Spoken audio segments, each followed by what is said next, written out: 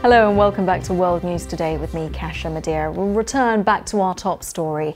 The United States has carried out an airstrike on militants from the Islamic State group in northern Iraq. The strikes were against artillery positions near the city of Erbil, where US personnel are located. Well, President Obama said that America will act carefully and responsibly in order to prevent the killing of religious minorities. Earlier, the US made humanitarian airdrops to the tens of thousands of members of the Yazidi community who have fled and are now trapped in the Sinjar Mountains. Well, let's get more on this. From Washington, we are joined by Bilal Saab. He is from the influential think tank, the Atlantic Council, and is also an expert on Middle East security. President Obama has been very, very careful about maintaining that there will not be any ground troops on the ground in Iraq. Do you think that's convincing? Well, you said it absolutely right. He's being very, very careful. I'm not sure why he's excessively cautious. The political risks here and the costs are quite minimal. The Republicans are behind him, and he's not really getting reelected. And he's risking U.S. strategic interests, in my view. Killing one bee at a time, even though you're dealing with a massive beehive, is not exactly the right military approach to this. He's going to have to order a sustained air campaign. So what do you think in that case is the right military approach to this? Like I just mentioned, a sustained air campaign combined with special operations forces on the ground that would work in coordination with the Peshmerga. I think Washington has overestimated the capabilities of the Peshmerga. They are relatively weak in comparison to ISIS. They cannot really seize any territory when in fact ISIS can.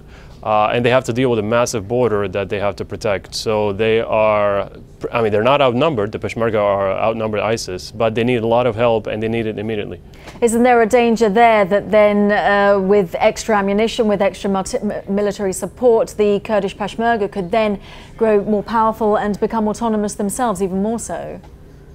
Yeah, I don't see that as a problem, frankly. The only island of stability right now in Iraq is Kurdistan. The United States has every interest in supporting an independent Kurdistan. And in terms of the Islamic State, are you surprised by just how quickly they've grown in such strength? Yes and no. In the beginning I was surprised because I wasn't really quite sure how relatively weak the Iraqi army was and the extent of support that they gained from the Sunni tribes. But now I'm not surprised anymore because the Iraqi army on paper was supposed to be protecting the country, but it's still lacking massive firepower and it's not adequately trained and they still need massive military assistance from Washington.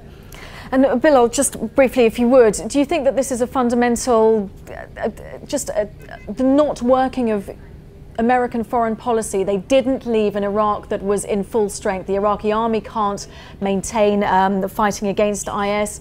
They failed. I mean, I don't know what's the point of really going back into what was the right or wrong decision. What's the priority today is to make the right decision right now, and that is to provide immediate assistance to the Peshmerga so that at least they can hold the line and give more time to the political process to materialize. Keep in mind that there's ultimately no military solution to this. There's got to be a new prime minister in Baghdad that would be less controversial and polarizing than Prime Minister Nouri al-Maliki. Just provide the Peshmerga with enough firepower to hold the line so that the political process can materialize, because that's the key to this whole issue. Indeed. Bilal Saab, for the time being from the Atlantic Council in Washington, thank you very much.